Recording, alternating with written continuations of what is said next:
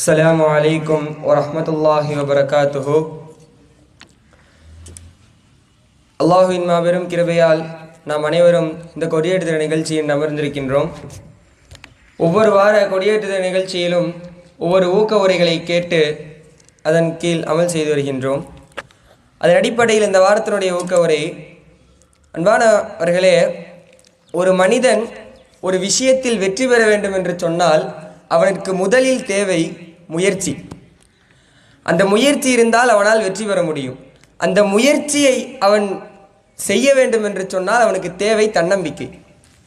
அந்த தன்னம்பிக்கை அவனுக்கு இருந்தால் தான் அவனால் முயற்சி செய்ய முடியும்.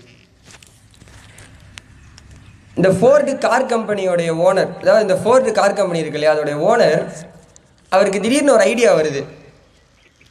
அதாவது 1992-99 காலகட்டத்தில் அந்த டைமில் அவர் அந்த கம்பெனி ஓனர் யோசிக்கிறாரு, நம்ம V8 அப்படின்னு ஒரு மோட்டார் கொண்டு வரலான்னு அவருக்கு ஐடியா வருது. அதாவது 8 சிலிண்டர்களை ஒரு பிளாக்ல பொருத்தப்பட்ட ஒரு V8 மோட்டார் கொண்டு வரலாம் அப்படின்ற ஒரு ஐடியா அவருக்கு வருது. அது ஒரு ப்ளூ பிரிண்ட்டாக எடுத்து அவங்களுடைய எம்ப்ளாயிஸ்ட்டை காட்டுறாங்க. 8 சிலிண்டர் பொருத்தப்பட்ட ஒரு V8 மோட்டார் நம்ம கொண்டு வரணும் அப்படின்னு சொன்னப்போ அந்த எம்ப்ளாயிஸ்லாம் சொன்ன விஷயம் என்னென்னா, அது நடக்காது. அதாவது 1999 காலத்தில் எல்லாமே 1-2 சிலிண்டர்கள் கொண்ட மோட்டார்ஸ், அதாவது சின்ன சின்ன மோட்டார்ஸ் தான் யூஸ் பண்ணியிருக்காங்க. அப்படி இருக்கும்போது 8 சிலிண்டர்கள் ஒரே பிளாக்ல பொருத்தப்பட்ட ஒரு பெரிய மோட்டாரை கொண்டு வரணும்னா அது ரொம்ப கஷ்டம்.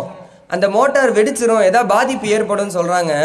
ஆனால் அந்த ஓனர் அதை பொருட்படுத்தாமல் நீங்கள் செஞ்சு தான் ஆகணும் அப்படின்ற மாதிரி சொல்லிட்டு போயிடுறாரு. அவங்களும் முயற்சி செய்கிறாங்க. நாட்களும் கிடக்குது. நாட்கள் போய் 6 மாத காலமாக முயற்சி செய்கிறாங்க. அவங்களால அந்த முயற்சியை வெற்றி அடைய வைக்க முடியல, தோல்வியில் தான் முடியுது. அதுக்கப்புறம் அந்த ஃபோர்டுடைய அந்த ஓனர் வந்து கேட்குறாரு, கண்டுபிடிச்சிட்டிங்களா, செஞ்சிட்டிங்களா அப்படின்னு கேட்கும்போது, இல்லை, நாங்கள் இன்னும் அதை செய்யலை, இது தோல்வியிலேயே முடியுது, இது நிச்சயமாக சாத்தியமில்லாத விஷயம்னு அவங்க டிமோட்டிவேட்டாக பேசினப்போ அந்த ஓனர் தான் தன்னம்பிக்கையும் முயற்சியும் விடாமல் மேற்கொண்டு முயற்சி செய்ய சொல்கிறாரு. திரும்பவும் முயற்சி செய்கிறாங்க. அந்த வருடத்தினுடைய இறுதியில் அந்த 8 சிலிண்டர்கள் பொருத்தப்பட்ட V8ங்கிற அந்த மோட்டார் கண்டுபிடிக்கப்பட்டு அந்த காலத்தில் பவர்ஃபுல்லாக 8 சிலிண்டர்களை கொண்டு இயங்கின ஒரு மோட்டார்னா V8 மோட்டார் தான். அந்த காலத்தில் வந்த கார்ஸு, பவர்ஃபுல்லான லக்ஸரி கார்ஸுக்கெலாம் பயன்படுத்தின ஒரு மோட்டார் இந்த V8 மோட்டார்.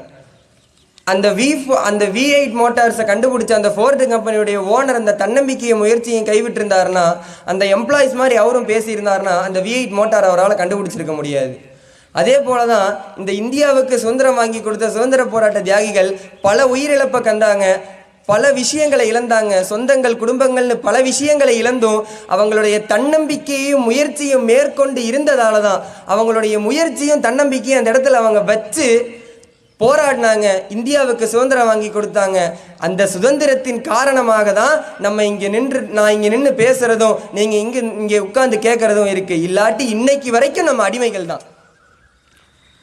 அந்த நம்பிக்கையும் தன்னம்பிக்கையும் முயற்சியும் அவங்க அந்த இடத்துல கைவிட்டிருந்தாங்கன்னு சொன்னால் இன்னைக்கு நம்ம இந்த இடத்துல இப்படி நின்று பேசி நீங்கள் இதை கேட்டிருப்பீங்களான்றது சந்தேகத்திற்குரிய விஷயம்.